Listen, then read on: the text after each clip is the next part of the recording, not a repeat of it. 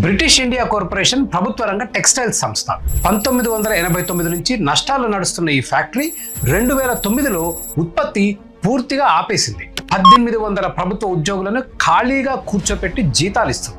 2005లో $1,30,00,000 వెచ్చించి స్విట్జర్లాండ్ నుంచి నేత మెషిన్లు తెచ్చారు. ఆ యంత్రాలను నడపడానికి ఉద్యోగులకు 24 గంటల డ్యూటీలు వేశారు. కానీ ఆ మెషిన్లకు కావాల్సిన నూలు కొనలేదు. రోజు 4 ఉద్యోగులు 8 గంటల పాటు కథలని మీటల వంక చూసి షిఫ్ట్ దిగుతారు. ఆ తర్వాత 2వ షిఫ్ట్, దాని తర్వాత 3వ షిఫ్ట్. వందలాది ఇతర ఉద్యోగులు ప్రొద్దున్నే వస్తారు, హాజరు వేస్తారు, ఆఫీస్ శుభ్రం చేస్తారు, ముచ్చట్లు చెప్పుకుంటారు, సాయంత్రం కాగానే ఇంటికి పోతారు. ఈ రోజుకి ఈ సంస్థలో దాదాపు 1100 మంది ఉద్యోగులు ఉన్నారు. 2023లో జీతాలకు, ఈపీఎఫ్లకు కేంద్ర ప్రభుత్వం 80 కోట్లు ఇచ్చింది. ప్రభుత్వాలు వ్యాపారాలు చేయలేవు, చేయకూడదు. వెంటనే బ్యాంకులతో సహా అన్ని ప్రభుత్వ రంగ సంస్థలను పారదర్శకంగా వేలం వేయాలి.